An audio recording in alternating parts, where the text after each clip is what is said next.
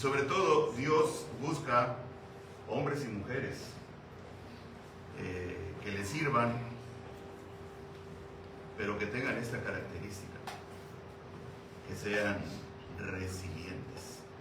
Y en la Biblia tenemos ejemplos de esto, muchos, abundan los ejemplos en la Biblia, de las personas resilientes, es decir, personas que no se dejaron vencer, personas que no se abandonaron, que lucharon, y aún en ciertos momentos, como el profeta Elías, cuando se sintió deprimido y huyendo de la reina Jezabel, que era mala Jezabel, y él estaba huyendo de Jezabel después de una gran batalla que libró allá en la cumbre del Monte Carmelo contra 400 profetas de Baal y él solito. Pues llegó el momento en que todas sus defensas se fueron para abajo, su sistema inmunológico se debilitó y se deprimió y se quería morir. Y Dios lo fortaleció, no quería comer, y Dios lo alimentó y le dijo, y dicho sea de paso, para los que creen que sufren de depresión, ¿saben cuál es el secreto para curarse de la depresión? Dormir y comer. Descansa y come. Eso fue lo que Dios le dijo al profeta. Descansa y come. No quiero comer. ¿Vas a comer? No quiero comer. No hay que comer. No quiero salir a buscar comida. Mandó cuervos y le dio de comer. Dios busca hombres y mujeres resilientes. Y los hombres de la Biblia que Dios usó de manera poderosa fueron personas con estas características, que no se achicaron, cuando tuvieron enfrente lo que había que desafiar, lo hicieron. Y a lo largo de la historia del cristianismo, los hombres y mujeres que han hecho la diferencia, que han significado un parteaguas en la historia del cristianismo, han sido precisamente personas con estas características. Fueron fuertes, de liderazgo, de empuje, de lucha, de no dejarse, de no permitir que le pisaran la sombra, y así vamos a encontrar cantidad de personajes de la historia después de los apóstoles, en la historia de la vida cristiana, y podemos mencionar tantos nombres que nunca se dejaron vencer. La resiliencia es una característica, y las personas que son muy dejadas, que son débiles, que son sufridas, que lloran, que ya creen que no aguantan más, etcétera, y sobre todo cuando ya son varones casados y tienen que esperar que la esposa los anime, y a veces es necesario que los empuje, que funcione casi como la mamá, y no, así no funciona la cosa. La vida se les va a venir encima, incluyendo a la esposa. Entonces, vamos a ver algunos de estos personajes rápidamente, porque tengo en mi corazón mencionar algo más que no está incluido aquí, pero está relacionado. Dice en Isaías 40:31, pero los que esperan a Jehová tendrán nuevas fuerzas, levantarán alas como las águilas, correrán y no se cansarán, caminarán y no se fatigarán. Los que esperan en Jehová tendrán nuevas fuerzas, es decir, está hablando de personas que ya no tienen fuerzas, que ya no pueden seguir adelante, pero mantienen su confianza, su esperanza en el Señor, y entonces el Señor les renueva las fuerzas. Vamos a orar. Señor, bendice tu palabra en esta hora. Que tu Espíritu Santo nos guíe, Padre, a toda verdad, y que tu nombre sea honrado y glorificado en Cristo Jesús. Amén. Entonces, la Biblia está llena de relatos de individuos que superaron adversidades. Y descubriremos cómo estas historias nos ofrecen lecciones prácticas de resiliencia para aplicar en nuestras propias vidas. La resiliencia es la capacidad de sobreponerse y aprender de las adversidades, y es una cualidad valiosa que la Biblia ilustra a través de diversos relatos. Este personaje que voy a mencionar no es un personaje de la Biblia, es un personaje contemporáneo, vivió en la Segunda Guerra Mundial. ¿Alguno de ustedes ha oído hablar de Víctor Frank? Víctor Frank era un psiquiatra de origen judío, no recuerdo la nacionalidad, era austriaco, creo que era austriaco. Y él fue llevado a un campo de concentración con su familia. En el campo de concentración perdió a toda su familia. Toda su familia murió, incluyendo esposa de ellos. Como ustedes saben, en los campos de concentración de la Alemania nazi eran separados y jamás volvían a verse. Jamás volvían a verse. Suponían que, pues eso, ya habían muerto.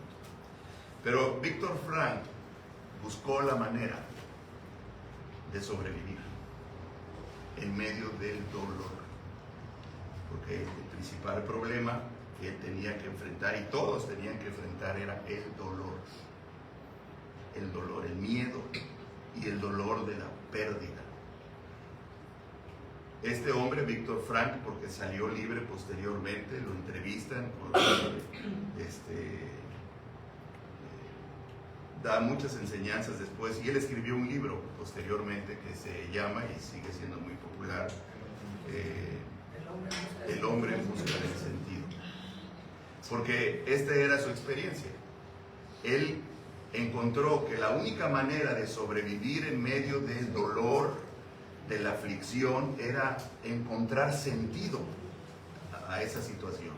Mientras él veía cómo moría la gente deprimida, angustiada, moría por el dolor emocional más que físico, aparte del físico, él buscaba desesperadamente encontrar una razón para mantenerse vivo. Le habían quitado familia, le habían quitado trabajo, le habían quitado bienes, le habían quitado su dignidad, le quitaron todo.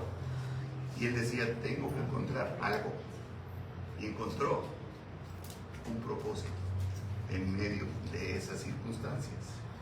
Y ese sentido es lo que lo mantuvo a flote. ¿Y cuál era el sentido? Era aprender de esa circunstancia. Él tenía que sacar ventaja, beneficio de esa circunstancia. Y no lo sacó en el momento, sino que todo el tiempo en que él vivió recluido en estos campos de concentración y con los procesos de sufrimiento, él buscaba aprender y realmente vino a capitalizar todo lo que él aprendió cuando ya quedó libre. Hasta la fecha hay una terapia, una corriente psicoterapéutica que se llama logoterapia y está basada en un método de él como psiquiatra. Y en México existe, hay personas en cierta manera especializadas en logoterapia, así se llama la corriente. Él encontró sentido. Esto es la resiliencia. A pesar del dolor, a pesar de la dificultad de la vida, encontró sentido. Y esto contrasta con tantos hombres y mujeres que lloran por todo, que se quejan de todo, que se lamentan de todo, que se limitan solos por todo, por cualquier cosa. No, es que no voy a poder, no, es que me traicionaron, no, es que, pues levántate y lucha. Tú tienes dos opciones: o te pones a llorar por lo que te hicieron o lo bueno que dejaron de hacer contigo, o luchas. Hay quienes viven sufriendo todavía porque no tuvo el papá que hubiera querido tener, porque no tuvo la mamá que hubiera querido tener. Recuerdo hace tiempo un hombre que, por cierto, era fisiculturista, era cristiano, por lo menos había crecido en la iglesia, y lo visité tiempo después. Es musculoso, pero tremendo. ¿Y cómo estás? Bien, bien. No te he visto ya en la iglesia, hace mucho tiempo que ya no vas. no, porque pues, la vida no me ha tratado muy bien. Y pum, se suelta a llorar en el trabajo. Yo lo estaba visitando en el trabajo. Se puso a llorar y empezó a quejarse de su papá y de su mamá. Ya habían muerto hace tiempo. Y todavía estaba llorando por eso. Ya tenía hijos. Tenía esposa y estaba separado de su esposa. Pero el hombre era un niñote. Era un hombre como de casi 40 años, pero era un niñote. Yo me quedé viéndolo así. No, está difícil. ¿Cómo le hago para ayudar a este hombre? Si quiere ayuda, pues sí, puede ayudar, pero así como lo veo, está buscando más bien razones y pretextos para justificar su derrota, su debilidad, su fragilidad, su espíritu de cobardía. Veamos algunos casos de la Biblia, rápidamente.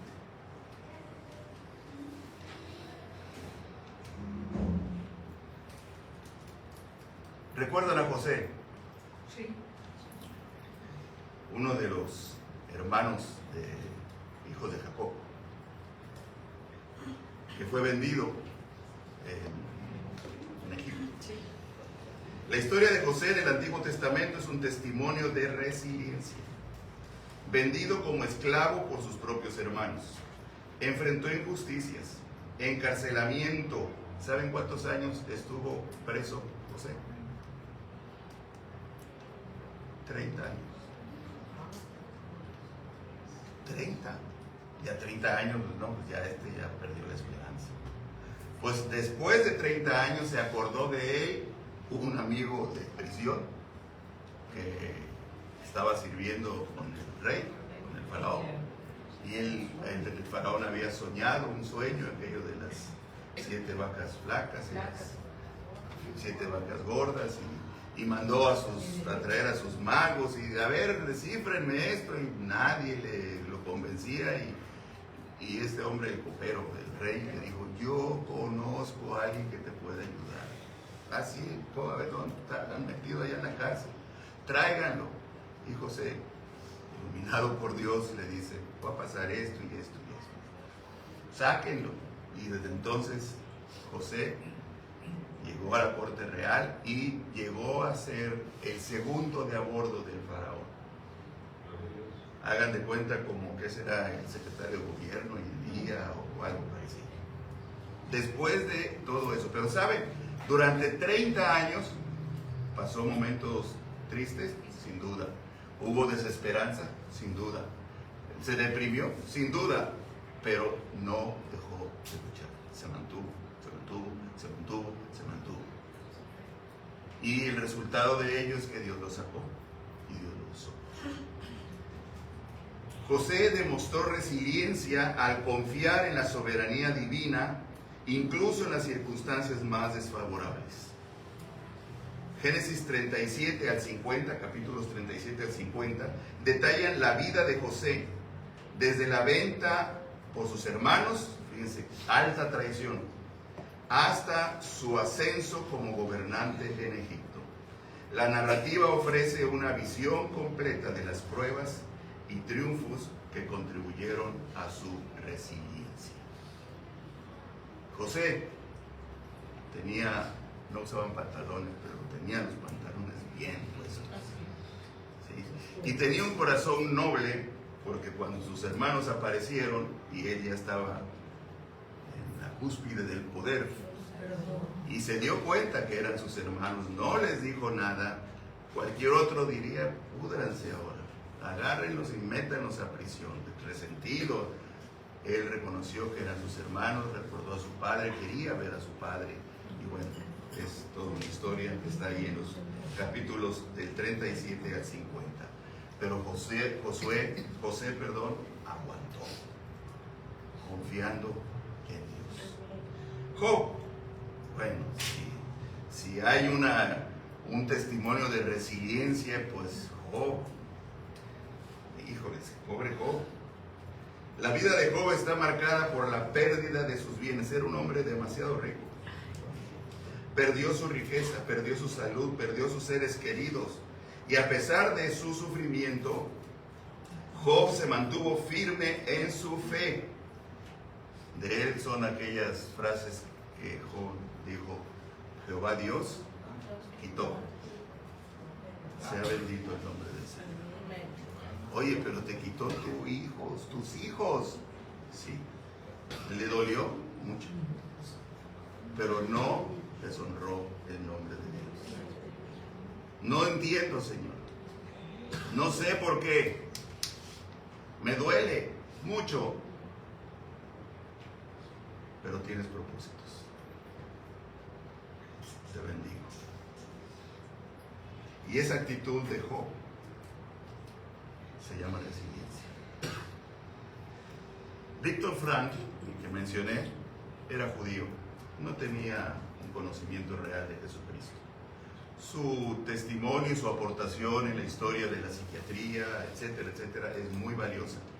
Pero lo que le mantuvo a él firme fueron otros factores. Aquí estamos hablando de factores, básicamente de confiar en Dios. Job supo confiar en Dios y no atribuyó, dice así el texto bíblico, no atribuyó a Dios despropósito alguno en todo lo que le pasaba. Todavía tenía una esposa que venía y lo descalificaba y le decía: ¿dónde está tu Dios? Y mira, a ver, dile a tu Dios ese que adoras siempre, que te regrese a tus hijos, que esto y lo otro. Tenía que aguantar a su mujer. Ya Job no deseaba una mujer que le diera paz, nada más que no se la quitara. Pero esta mujer llegaba y se la quitaba, la que tuviera de paz. Y a pesar de eso aguantó. Y ya sabemos la historia posterior, que Dios le renovó todo, menos la esposa, si la esposa fuera el mismo. Siguió igual. Yo no sé si cambió la esposa o no, no dice el texto eso. Pero fue una mujer difícil para los momentos difíciles de Job. Pero Job fue un hombre que se levantó de la adversidad más extrema posible de explicar. Y aparte de esto, ¿recuerdan el personaje Ruth? El libro de Ruth es un libro corto, no menciona nada ni del Señor Jesucristo, de ninguna profecía, nada más es un relato, una historia. Ni siquiera eran judías. Ruth y su suegra Noemí pierden a sus maridos, las dos, y emigran a tierras de Judá porque había hambruna, pero allá había comida. Y llegan allá y ella decide, Ruth, seguir a su suegra.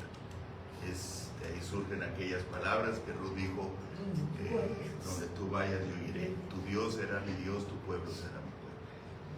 Esto fue tomado por Dios, esta lealtad, este sentido de fidelidad de Ruth. ¿Y cómo la bendijo Dios en medio de esa circunstancia? Le permitió casarse con un hombre muy rico ahí de la región. Tuvo sus mañas por ahí enseñadas por su suegra. Sí. Ahí como que rodó. Ahí es así. Bueno. Pero lo cierto es que se casa. ¿Y saben cuál es el propósito de este libro?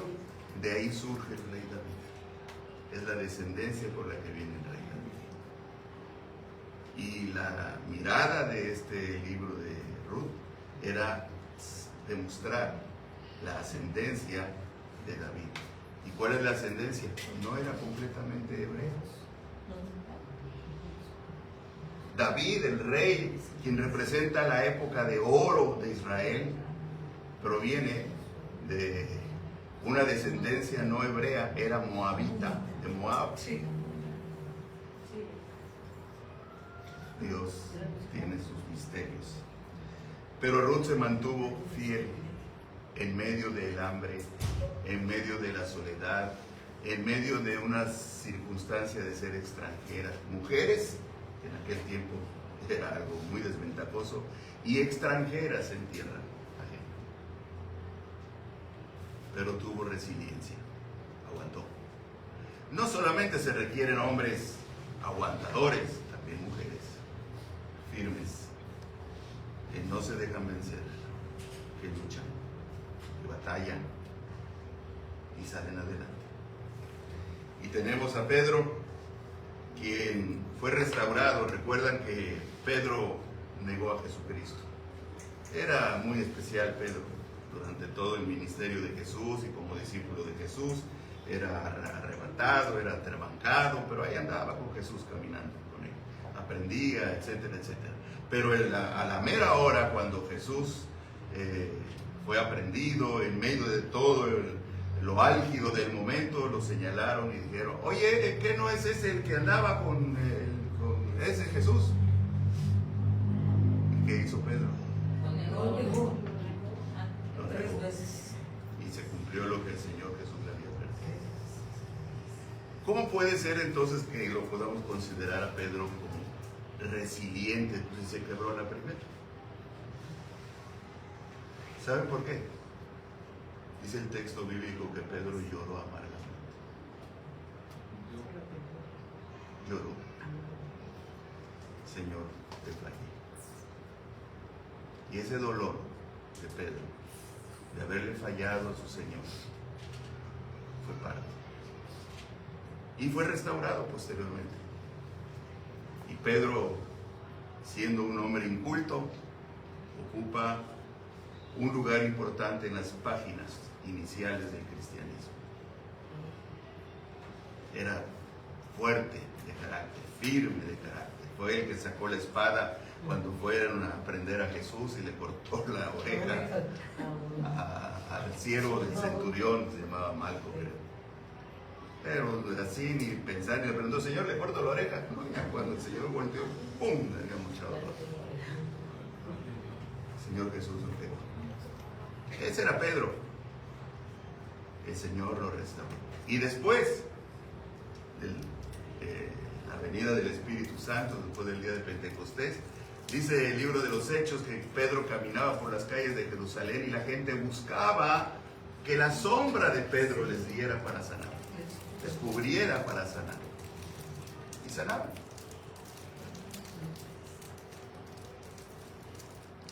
El corazón de Pedro, si bien falló en un momento determinado, se mantuvo en su interior fiel y buscó la manera, rápidamente se arrepintió y buscó a Dios.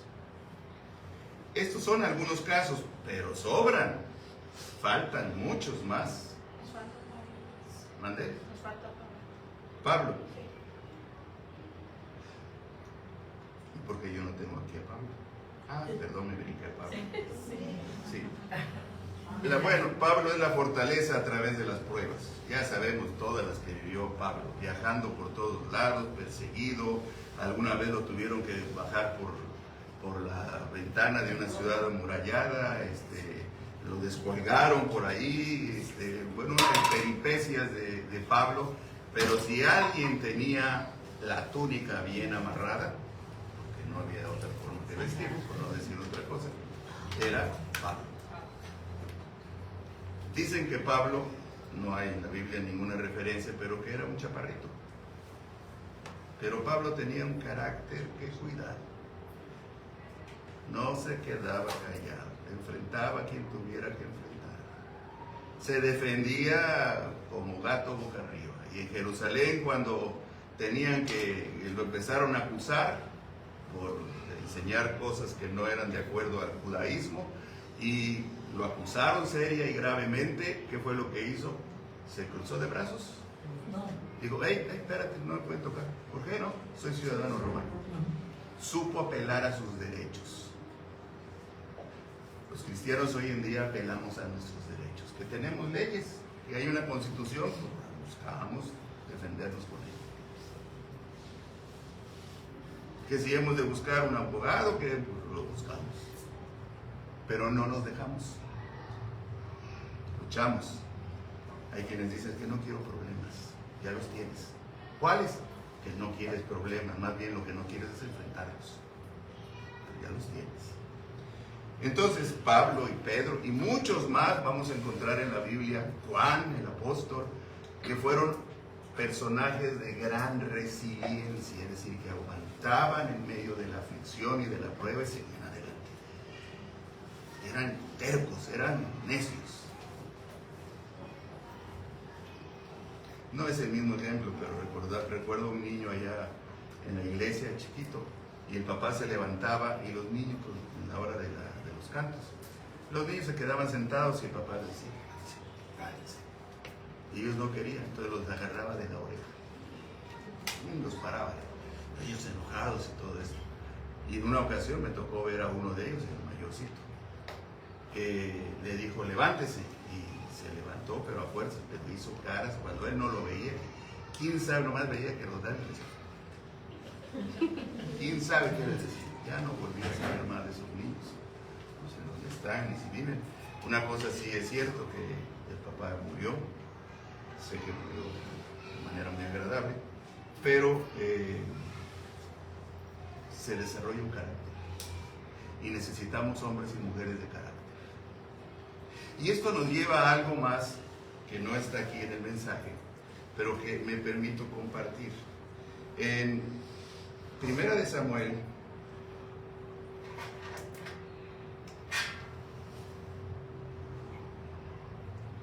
Primero de Samuel 3:13, ya no hablo aquí de resiliencia, hablo de otra cosa. Dice así: le he declarado que juzgaré, está hablando el Señor, que juzgaré su casa para siempre por la iniquidad que él conoce, porque sus hijos se han afrentado y él no los ha reprimido. Elí, como padre, habló, pero no lo hizo. Advirtió, pero no se encargó de ello. Era demasiado doloroso para Elí desagradar a sus hijos. Qué triste. Era demasiado doloroso para Elí desagradar a sus hijos. Honró a sus hijos más que a Dios.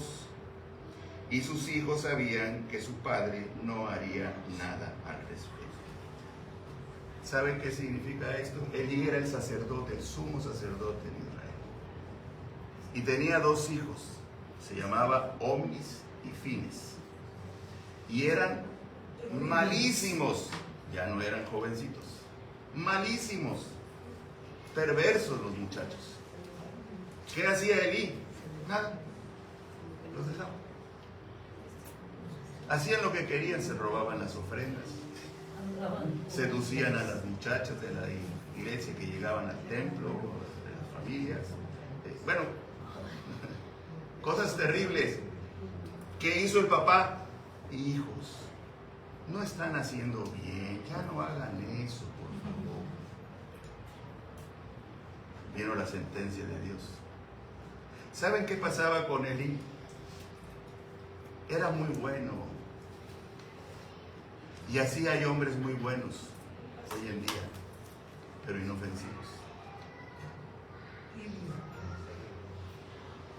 Inofensivos. Ser buenos no garantiza que haya fuerza. Se requiere ser buenos en cuanto a tener bondad, pero tener firmeza y tener carácter. ¿Por qué? Porque en realidad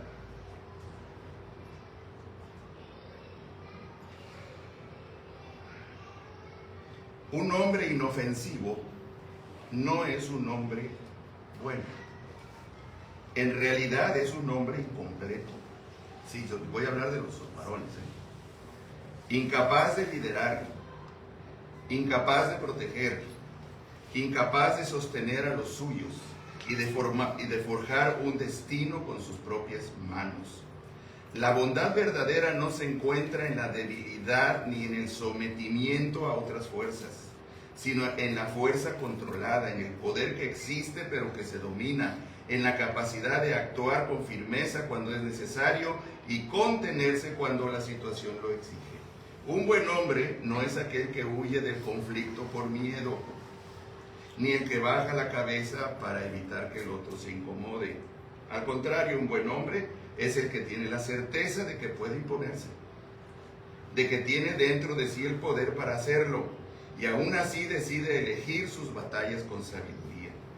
Es el hombre que no necesita demostrar su fuerza con gritos o violencia desmedida.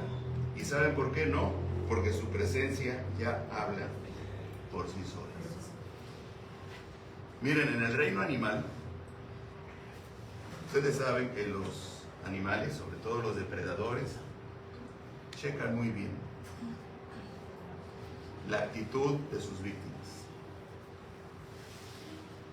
Si los leones, si la víctima sale corriendo, ya me la comí. Pero si lo enfrentan, se destantean. A lo mejor se lo comen también, pero se destantean. Los perros huelen el miedo. El que sea. Nosotros vivimos en una sociedad, hermanos, donde a la gente débil se le desprecia. Vivimos una sociedad en donde los débiles son fácil víctimas. Los varones no podemos darnos el lujo de ser débiles, tampoco violentos ni agresivos, pero simplemente pintamos nuestra raya. Como dice el refrán, en la manera de agarrar el taco se sabe si es tragón. Basta como una persona se planta y habla para que los demás digan, no, pues, de ahí no pases. O uno pinta la raya y dice, de aquí no vas a pasar. Alguien que te habla de, oye, ¿tú por qué? ¿Cómo? Yo cuando te he dado la autoridad para que me hables de tú. Ya de ahí, este es de Pincitas. Sí, soy de Pincitas. Así soy. Entonces, hermanos, ten cuidado con confundir la idea por tratar de ser bueno. Lo cierto es que eres débil. Hay que ser firmes. ¿Y sabes dónde comienza eso? No en la calle, sino en tu familia, con tu esposa. Las esposas quieren un esposo firme, fuerte, no débil, a quien ellos puedan controlar y manipular. Pero cuidado y confundes y entonces te comportas de manera grosera, violenta, amenazante. La Biblia lo dice con toda claridad. A los hombres, ¿cuál es nuestra primera responsabilidad? Amar a nuestra mujer. Y eso de amar es servirle. El amor es servicio, no es cantarle o declamarle una poesía, no. El amor es servirle, cubrirle, protegerla, proveerla. Amar a vuestras mujeres. ¿Y la mujer qué le pide? Dios.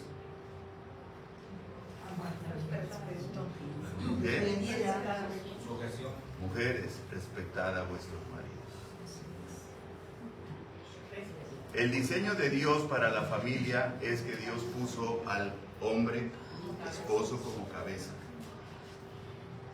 La mujer no está diseñada ni llamada a ser cabeza. En una familia, en un hogar, cuando la mujer ocupa ese lugar porque el esposo no lo quiere ocupar o porque la mujer se lo quita y el hombre se deja, entonces esa familia no va a funcionar.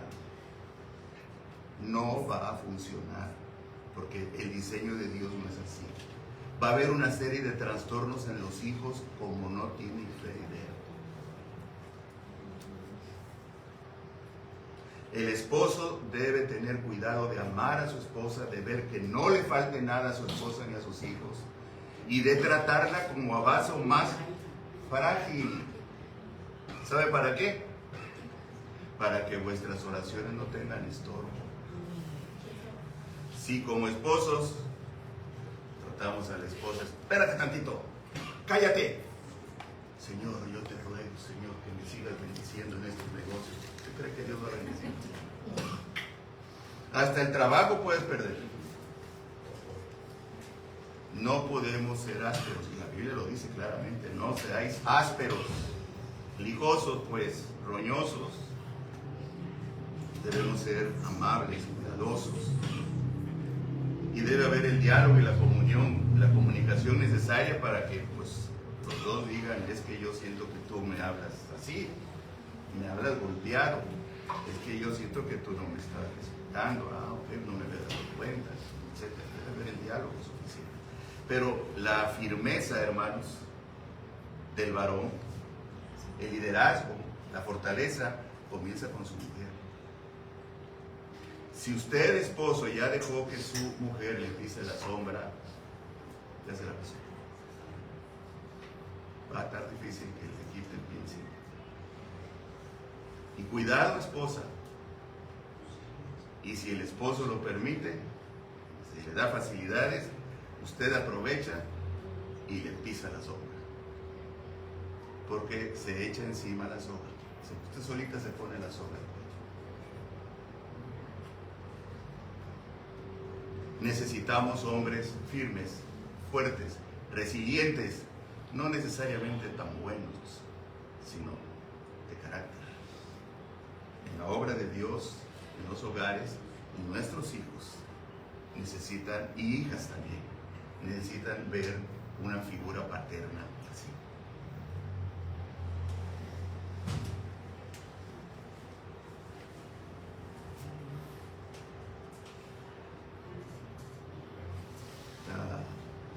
¿Difícil de entenderlo?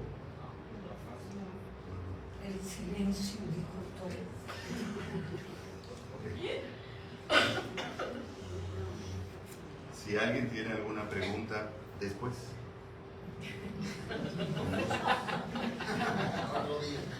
Con gusto. En las sesiones de hombres y mujeres. Sí, así es. Cierren sus ojos. Señor, conoces la vida de todos los que aquí estamos.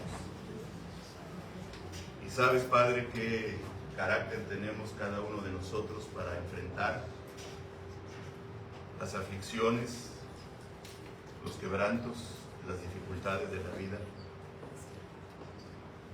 O si somos débiles y nos derrumbamos con facilidad. Danos la fortaleza que necesitamos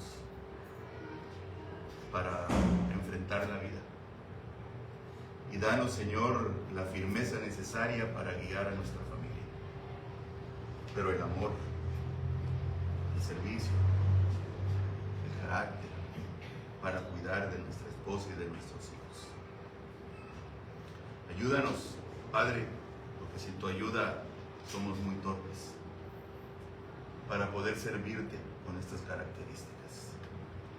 Te ruego que en las familias entre nosotros como iglesia, allí donde hay varones que no ocupen su lugar, que tu Espíritu hable a nuestras mentes, a nuestros corazones y nos revele, nos muestre aquello en lo que estamos fallando, aquello en lo cual somos timoratos, débiles, frágiles y que necesitamos enfrentar. Te rogamos, Padre, que nos guíes y nos ayudes en todo esto. Bendito seas en Cristo Jesús. Amén. Amén. Bueno, queremos celebrar la Cena del Señor antes de irnos. Ya después vamos a aprovechar. Antes lo hicimos, celebramos Cena del Señor y comíamos juntos. Todavía nos reuníamos allá en la escuela de taekwondo. Por un buen tiempo lo hicimos así, ya lo fue declinando eso. Pero ahorita vamos a celebrarlo. El próximo sábado vamos a tener, hermanos, el culto normal. No va a haber escuela dominical. Domingo, este sábado, domingo. No va a haber escuela dominical, próximo domingo. Y la reunión a las 12 del día del culto va a ser ahí enfrente.